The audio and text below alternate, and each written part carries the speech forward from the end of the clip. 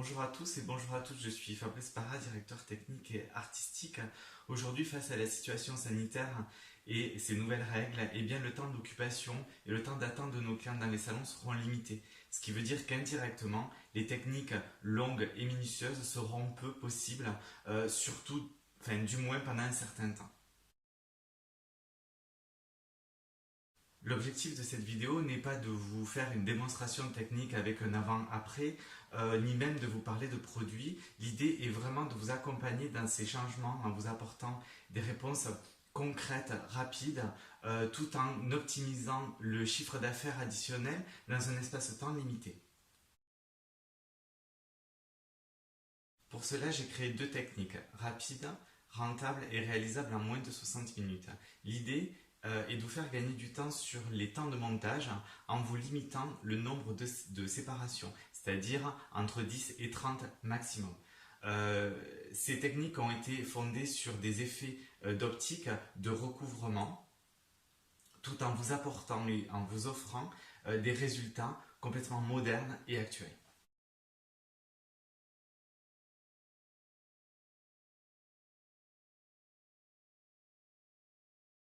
Commençons avec cette première technique. Celle-ci vous apportera un effet très naturel, fondu, avec des dégradés de couleurs, tout en douceur, un peu dans l'esprit des ombrés, sombrés ou painting balayage. Comme vous pouvez le voir sur la page de présentation, vous allez avoir différents effets de cette technique. Commençons par le croquis pour rentrer dans le détail de cette technique. Eh bien, elle est assez simple. Il suffit de réaliser un zigzag sur l'ensemble de la chevelure. Ce qui est intéressant dans cette technique, c'est que, comme vous pouvez le voir, vous avez des espacements différents avec une dimension d'épaisseur différente. Et c'est cet effet-là qui vous permet d'avoir cet effet d'optique, cet effet de recouvrement, comme si vous aviez fait des séparations horizontales beaucoup sur l'ensemble de la tête. Donc en fait, réellement, vous gagnez du temps. Avec cette technique, vous pouvez travailler en painting balayage ou encore en technique de freehand.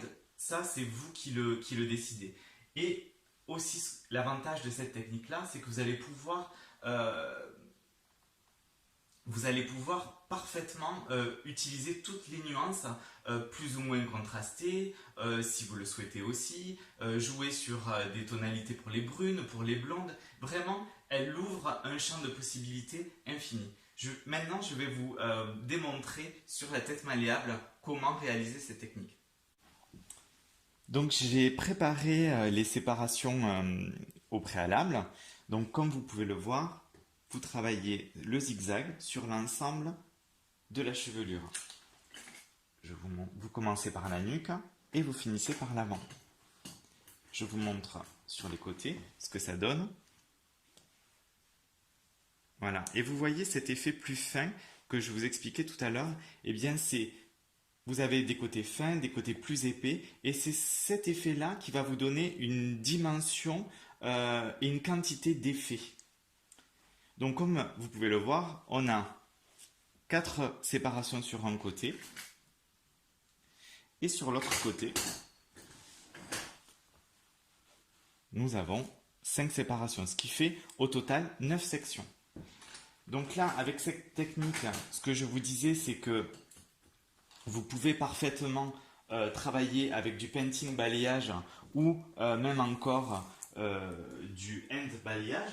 Ça, c'est à vous de voir ce que vous préférez réaliser. Pour ma part, dans cette technique, vous pouvez tout à fait travailler un effet de painting, comme je le fais ici. Alors, j'utilise un produit qui est tout simple, c'est du masque avec un masque repigmentant qui vous permet en fait de voir l'effet visuel de cette technique. Donc,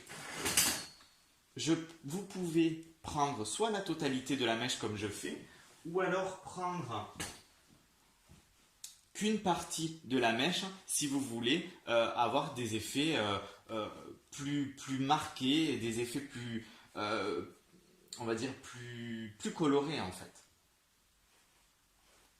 Voilà. Donc ce que je vous propose, c'est de réaliser cette technique, je vous montre le résultat du montage final et je vous dirai combien de temps il m'a fallu pour réaliser cette technique. Pour cette technique de placement croisé, vous pouvez voir le résultat. J'ai volontairement croisé mon application en déposant mes mèches pour que vous puissiez garder en mémoire le croquis que vous voyez derrière. Voilà, sur les côtés. Petit détail, dès que vous êtes sur la partie du dessus, je vous conseille de travailler votre technique vers l'arrière. Donc là, je l'ai travaillé sur le côté pour que vous puissiez voir le mouvement de départ. Mais pour vous, il est plus intéressant de travailler vers l'arrière pour que vos départs soient plus naturels. Donc cette technique, avec cette technique, j'ai utilisé 10 séparations et j'ai réalisé ça en 10 minutes.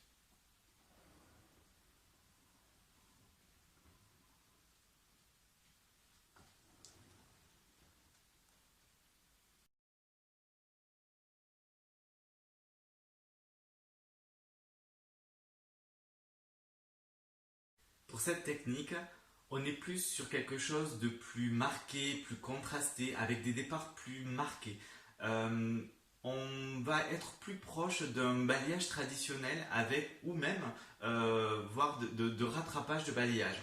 Je vous invite à regarder la page précédente pour vous rendre compte de l'éventail de possibilités, de l'effet de cette technique. Avant de commencer, je vous propose qu'on regarde ensemble le croquis. Afin de préparer la démonstration sur tête manuelle. Donc, l'idée est de commencer à travailler toutes les bordures frontales de la cliente en ayant un effet plus marqué, plus travaillé pour effacer tous les effets d'ombre qu'on peut imaginer au niveau de la bordure. Si toutefois vous avez envie d'avoir un effet de air contouring, eh bien il suffit de doubler ou de tripler, à vous de voir l'intensité du contraste que vous avez envie d'apporter sur la bordure, vos sections. Pour la partie nuque, si votre cliente attache ses cheveux, eh bien là c'est pareil, vous travaillez, vous isolez en faisant une première séparation, comme vous pouvez le voir ici sur la partie arrière. Pour la partie centrale, c'est elle qui va vous offrir cet effet d'optique et cet effet de recouvrement. Eh bien, il suffit de prendre une séparation qui part du milieu du golfe temporal allant sur la pointe de nuque. Et je fais la même chose de l'autre côté, golfe temporal, et je viens sur ma deuxième pointe de nuque. Dans cette partie centrale, je viens réaliser un zigzag. Alors, ce zigzag, comme vous pouvez le voir sur le croquis, plus je vais me rapprocher de la zone du vertex, c'est-à-dire sur la zone basse du vertex, plus après me ramenant sur la partie du dessus, et bien mon zigzag, l'espacement sera plus étroit pour me donner une sensation de quantité de balayage. Sur la partie nuque, vous pouvez prendre vous pouvez utiliser une technique de tricotage ou une technique de voile, à vous de voir, mais cette technique sera plus adaptée à du balayage enfermé. Donc là, vous allez pouvoir suivre les diagonales de chaque zigzag et travailler votre mèche enveloppée. Vous pouvez doubler cet effet si vous recherchez quelque chose de plus blond et plus marqué avec une quantité de blondeur plus importante. Donc maintenant, je vous invite à découvrir avec moi sur la tête malléable. Comme vous pouvez le voir, j'ai déjà préparé des papiers et isolé mes bordures. Si vous souhaitez avoir un effet contouring avec un effet plus marqué, plus contrasté sur l'avant, vous pouvez doubler ou voire tripler vos séparations isolées. Pour la partie centrale, vous allez faire une courbe partant du milieu du golfe, allant jusqu'à la première pointe de nuque. Et vous ferez la même chose sur le côté opposé.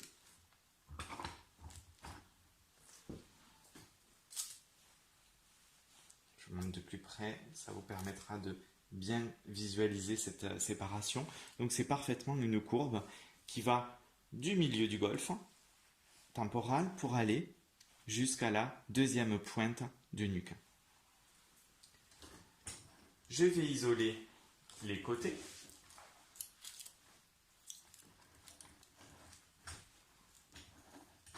Voilà. J'isole chaque côté. Et je vais me concentrer sur la partie centrale où je réalise le zigzag sur l'ensemble de cette partie. Je vous montre sur la partie dessus. Et bien vous voyez que mon zigzag est beaucoup plus étroit, beaucoup plus serré pour avoir cet effet de blondeur plus marqué, cet effet de recouvrement en fait. Donc là c'est une technique qui est plus proche d'un effet de rattrapage de balayage et c'est une technique qui est plus adaptée aux techniques de balayage enveloppé. Donc là nous sommes au total à 11 séparations qui sont visualisées par les pinces noires et par les pinces métalliques. Je vous remontre. Donc là, nous sommes à 11. 1, 2, 3, 4, 5 de ce côté et 6 de l'autre côté.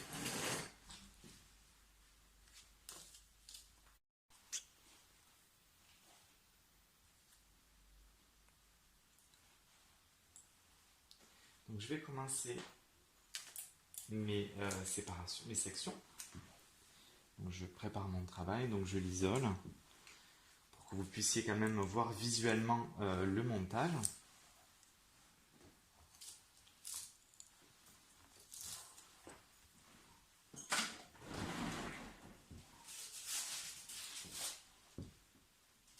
Donc là, vous pouvez parfaitement faire la technique de tricotage ou encore de baby light. À vous de voir ce que vous avez l'habitude et ce que vous aimez faire, mais voir aussi ce que la cliente a l'habitude de porter.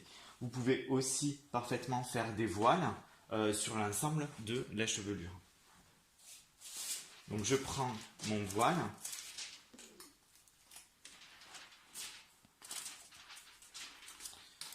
Alors soit vous pouvez juste prendre une séparation comme je fais à chaque mouvement de votre zigzag ou bien le doubler. Si vous le doublez, vous aurez un effet plus marqué du blond.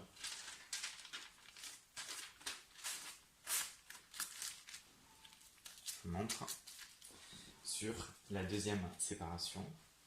Donc une fois à droite, une fois à gauche. C'est un peu le principe. Donc là, je le fais en deux temps.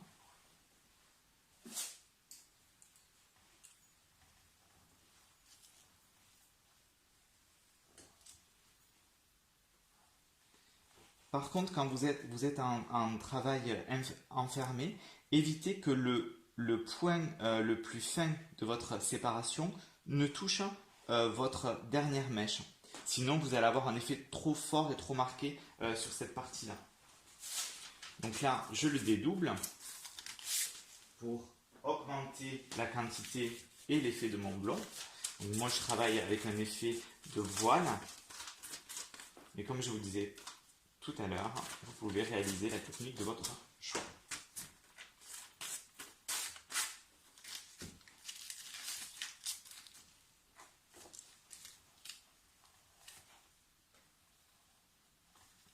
Alors vous me direz effectivement que la technique de voile est quand même une technique assez rapide, mais si vous avez l'habitude de faire du tricot ou du baby light, je pense que votre rapidité sera aussi speed que la mienne en ce moment.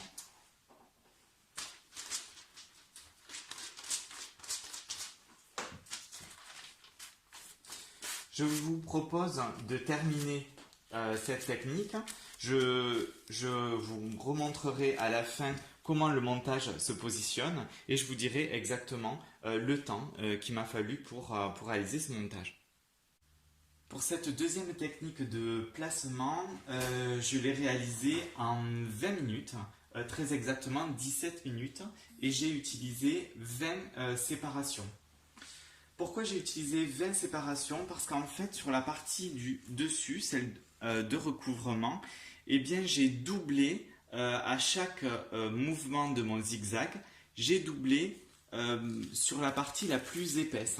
Par exemple, je vous ai visualisé sur la partie basse du mouvement de mon zigzag avec un papier violet et sur la partie plus épaisse, je l'ai doublé avant de basculer sur le deuxième mouvement de mon zigzag par un papier gris. Si je viens à doubler la partie centrale de mon zigzag, eh bien en fait ça veut dire que je vais utiliser au maximum 30 séparations. Je sais que vous allez me dire, et si ma cliente a toutefois un mouvement naturel sur le côté? Eh bien ce que je vous conseille, c'est de faire un rectangle autour du mouvement naturel qui est ici représenté en rose et garder 2 cm de chaque côté et travailler en méthode enfermée sur ces parties qui sont le plus proches de votre raie naturelle. Mais par la suite, sur chaque côté, vous continuez à suivre votre zigzag. J'espère que ces techniques vous auront plu et que vous allez prendre autant de plaisir que moi à les réaliser. Je vous remercie de votre attention, je vous remercie également de votre fidélité et je vous dis à très bientôt.